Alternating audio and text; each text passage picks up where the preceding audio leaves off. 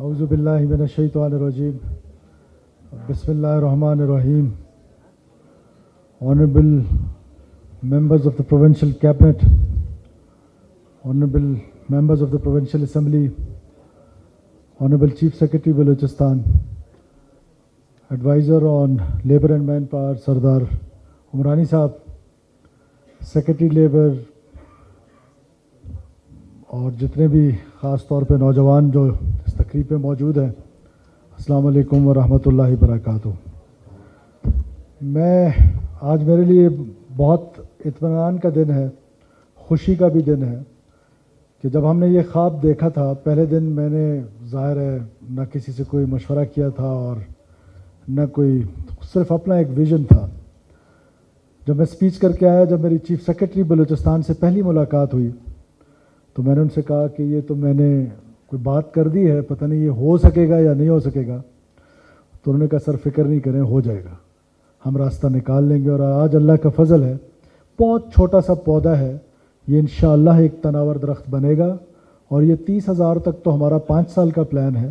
ہم انشاءاللہ تعالیٰ جب آنے والی حکومتیں ہوں گی اور اس کے آنے والی حکومتیں، تو ایک ٹائم ایسا آئے گا کہ بلوچستان میں یہ تعداد جو ہے بہت آگے تک چلی جائے گی. اور اس کے پیچھے کیا سوچ تھی؟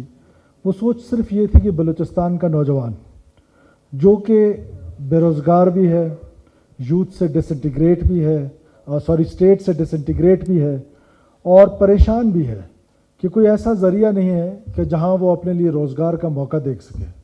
نہ یہاں پر کوئی انڈسٹریز ہے، نہ یہاں پر کوئی کارخانے لگے ہوئے ہیں، نہ زمینداری کے لیے بھی ماں سوائے ایک ڈویژن کے وہاں پر کچھ بھی نہیں ہے. تو ایسے میں یہ سوچ آئی کہ کیوں نہ پوری دنیا کو، جہاں پر سکل لیبر کی ضرورت ہے، پوری دنیا کو لوگ چاہیے، پوری دنیا کو یوتھ چاہیے، اور وہی یوتھ ہماری اسٹرینتھ ہے. تو اس اسٹرینتھ کو ہم نے سامنے رکھ کے یہ فیصلہ کیا، اور اس فیصلے کو عملی جامہ پہنانے کے لیے جس طرح ہمارے چیف سیکرٹری صاحب نے، secretary labour and manpower نے، خصوصی طور پہ adviser on labour and manpower بابا غلام رسول عمرانی صاحب نے، اور طارق مینگل صاحب نے، میں تھوڑا تم سے خفا بھی ہوں کہ وہ جو ٹائم لائنز تھیں، آئی انڈرسٹینڈ، جس طرح ظفر قادر صاحب نے کہا، بڑا مشکل کام تھا. پہلا سٹیپ ہمیشہ بڑا مشکل ہوتا ہے. جب آپ پہلا سٹیپ لیتے ہیں تو اس کے لیے انیشیلی پتہ نہیں ہوتا کتنی مشکلات ہیں، اور مجھے اندازہ ہے کہ آپ کو کتنی مشکلات تھیں، لیکن that's why I choose you. اور جس دن میں نے آپ کو چنا تھا، اس دن کی داستان آپ کو میں بتاؤں. اس کو میں نے گھر بلایا تھا، آفس نہیں بلایا. کسی سے سنا ادھر سے ادھر سے، پہلے ہم ایک دوسرے کو شاید جانتے بھی نہیں تھے. تو مجھے پتہ چلا کہ بڑا تگڑا افسر ہے اور یہ وہ ڈوئر ہے. تو میں نے اس کو گھر بلایا اور گھر بلا کے کہا کہ قانون کچھ بھی نہیں ہے، کوئی لا کچھ بھی نہیں ہے. مجھے یہ بچے بھیجنے باہر، بلوچستان کی یوتھ کو روزگار دینے، جس قانون کو بلڈوز کر رہے ہیں میرے کھاتے میں بلڈوز کرتے جاؤ، پر یہ کام کر کے دو. تو آئی واز ایکسپیکٹنگ کہ آج شاید زیادہ بچے جائیں گے، لیکن چلو یہ سٹارٹ ہے اور میں اس سٹارٹ سے خوش ہوں، لیکن اس امید کے ساتھ کہ June is now the deadline. جو فرسٹ بیچ ہے 2300 کا، وہ جون کو جانا چاہیے، ورنہ تمہارے جیسے تگڑے افسر لائن میں بہت کھڑے ہیں، تو they will replace you, and this is how the world is. So if I am not working, someone will come and replace me. So I have given you the task. میرا full faith ہے آپ پر، میرا پورا یقین ہے آپ پر. I trust you, you are one of the best, but you have to deliver.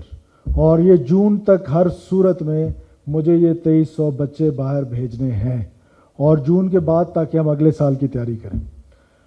اب بچوں کے لیے جو باہر جا رہے ہیں، it is not a free lunch. یہ انیشلی تو ہم نے شروع کیا تھا کہ آج حکومت پاکستان ٹیکس پیئرس کے پیسوں سے آپ کو بھیج رہی ہے باہر. 2 مقصد ہیں اس کے، ایک تو روزگار، دوسرا وہ ریمیٹنسز جو پاکستان کو مل رہے ہیں، اس سے پاکستان نے ڈالرز کی شکل میں آنا ہے، پاکستان نے اس پہ اسٹرینتھن ہونا ہے، اکانومی نے اسٹرینتھن ہونا ہے، آپ نے اپنی فیملیز کو اسٹرینتھن کرنا ہے. لیکن ساتھ ساتھ آپ ہمارے ایمبیسڈرز بھی ہیں.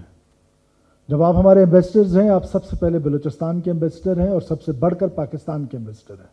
آپ جب وہاں پر جائیں تو آپ کو یہ پتہ ہونا چاہیے کہ آپ نے کسی ایسے کام میں نہیں پڑنا ہے کہ جس سے جو آنے والے آپ کے رشتہ دار ہیں، دوست ہیں، احباب ہیں، قوم کے لوگ ہیں، ان کے لیے آپ وہ دروازے بند کر دیں. آج کتنا دکھ ہوتا ہے کہ گلف میں سب سے زیادہ پاکستان کے لوگ ہوتے تھے.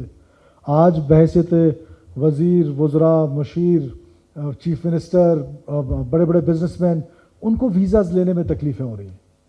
اس کی وجہ میں نہیں ہوں, اس کی وجہ وہ لوگ ہیں جنہوں نے جا کے وہاں پر بیڈ ڈوئنگس کیے ہیں. آپ نے وہ بیڈ ڈوئنگس نہیں کرنی ہے, اور ہم نے یہ فیصلہ کر لیا آپ کی حکومت نے کہ ہم اپنے یوتھ کو دوبارہ انٹیگریٹ کریں گے with the state of Pakistan. اور وہ تبھی ممکن ہے کہ جب ہم گڈ گورننس, میرٹوکریسی اس کو پروموٹ کریں, اور یہ سارے پروگرامز پروموٹ کریں جس میں اسکل ڈیولپمنٹ ہے, جس میں ہمارا آسان شرائط پہ سود کے بغیر قرضہ جات ہیں, اور یہ سب کچھ ہم اپنے پرائیویٹ پارٹنرز کے ساتھ مل کے کر رہے ہیں. اور پرائیویٹ پارٹنرز جو بیٹھے ہوئے ہیں, آپ کو انڈکٹ کرنے کا ہماری حکومت بھی شاید یہ کام کر سکتی تھی.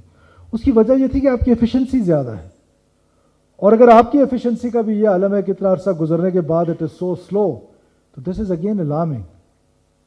سو پلیز, وہ کہتے ہیں نا خوگر ہم سے تھوڑا گلا بھی سن لے, تو ہم آپ کے خوگر ضرور ہیں, لیکن آپ نے اور محنت کرنی ہے. یہ ہمارے آنے والی نسلوں کے سروائیول کا مسئلہ ہے.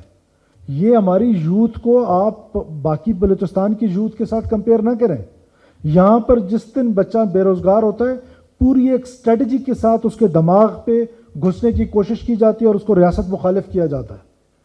تو ہمارے یہ جو پروگرامز ہیں, یہ پروگرامز ہم نے اس لیے کیے ہیں کہ ہم اپنی یوتھ کو یہ بتائیں کہ آپ کی حکومت آپ کو وہ موقع دے گی کہ آپ بجائے اس کے کہ ان لوگوں کے ہاتھ لگیں کہ جو معصوم لوگوں کو ہماری بلوچ روایات کے منافی جا کے قتل کرتے ہیں, مسافروں کو, ٹیچرز کو, ڈاکٹرز کو, خواتین کو, بچوں کو, عورتوں کو, تو ہم نے اپنی یوتھ کو ان سے نکالنا ہے اور اپنے ساتھ لگانا ہے, گلے لگانا ہے. اس کے لیے یہی پروگرامز ہیں جس میں ہمارا اسکالرشپ پروگرام ہے, اسکل ڈیولپمنٹ کا پروگرام ہے.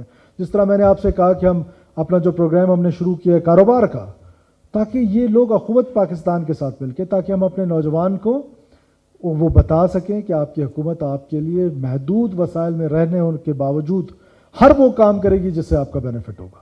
اور اس کی سب سے بڑی خوبصورت بات آج مجھے یہ نظر آئی کہ تمام بلوچستان سے لوگ یہاں پر, بچے جو ہیں وہ آئے ہوئے ہیں, کوئی کہاں کا ہے, کوئی کہاں کا ہے, یہ وہاں پہ جائیں گے اور انشاءاللہ تعالیٰ نہ صرف اپنے لیے, اپنی فیملیز کے لیے, بلکہ پاکستان کے لیے ریمیٹنسز کا باعث بنیں گے.